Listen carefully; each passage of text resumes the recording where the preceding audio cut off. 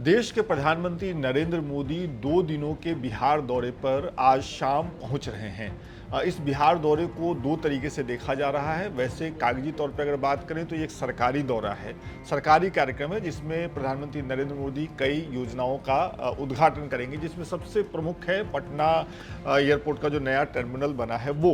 लेकिन जैसे ही वो बिहार पहुंचेंगे उनका एक रोड शो शुरू होगा जो पटना में करीब 1 घंटे तक चलेगा। इस रोड शो को लेकर के बीजेपी ने जो पोस्टर सोशल मीडिया पर शेयर किया है वो अभी आप अपने स्क्रीन पर देख रहे हैं। उसमें सबसे ऊपर ही लिखा हुआ है ऑपरेशन सिंदूर की सफलता के बाद, मानो ऑपरेशन सिंदूर की सफलता को सेलिब्रेट करने के लिए देश के प्रधानमंत्री नरेंद्र मोदी बिहार में ये रोड शो करने जा रहे हैं।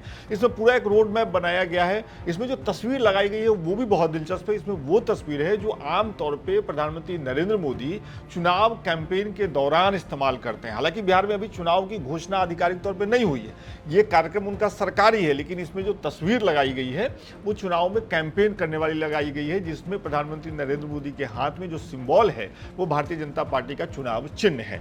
अब 2 सवाल उठते हैं कि ये सरकारी दौरा है या पार्टी का दौरा है, इस पे तो अलग से सवाल हो रहा है। लेकिन प्रधानमंत्री नरेंद्र मोदी के बिहार जाने से पहले ही कुछ समय पहले तक उनके सहयोगी रहे और अब बिहार में अपने लिए जमीन तलाश रहे प्रशांत किशोर ने 4 सवाल पूछे हैं, और 4 सवाल वाजिब सवाल जो बिहार के लोगों को लग रहे हैं। क्योंकि देश के प्रधानमंत्री बिहार जा रहे हैं, इसके पहले वो बिहार गए, उन्होंने कई वायदे किए, तो उसको लेकर के प्रशांत किशोर ने क्या सवाल पूछा है पहले ये सुन लीजिए। 3 ही सवाल है। मोदी जी ये बता दें कि अगर एनडीए की सरकार बनेगी तो बिहार का मुख्यमंत्री कौन होगा। दूसरा सवाल, 1,25,000 करोड़ की जो घोषणा आपने 2015 में की थी, उस पैसे का क्या हुआ, उस पैकेज का क्या हुआ, क्या आपने पैकेज भेजा नहीं या आपने पैकेज भेजा और यहां पर एनडीए की सरकार और उसके मंत्री अफसरों ने उसमें बंदरबाट किया, लूट लिया।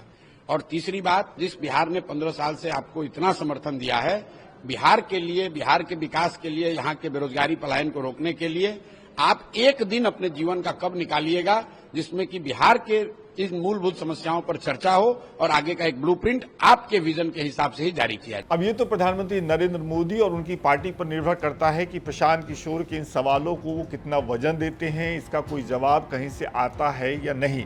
लेकिन बिहार दौरा जो प्रधानमंत्री नरेंद्र मोदी का है वो महत्वपूर्ण इसलिए भी है क्योंकि ये 2 दिनों का दौरा है। प्रधानमंत्री का किसी राज्य में 2 दिनों का दौरा मायने रखता है।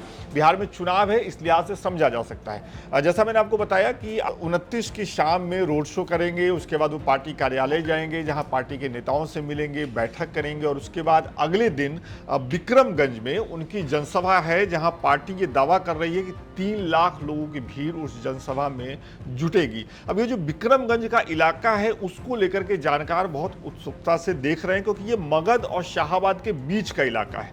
रोहतास जिले के बीच में ये 2 इलाके, और ये जो रोहतास जिला है जहां पर यह जनसभा होगी उसके आसपास के इलाकों में पिछले 2 विधानसभा में भारतीय जनता पार्टी अच्छा नहीं कर सकी है महागठबंधन की तुलना में।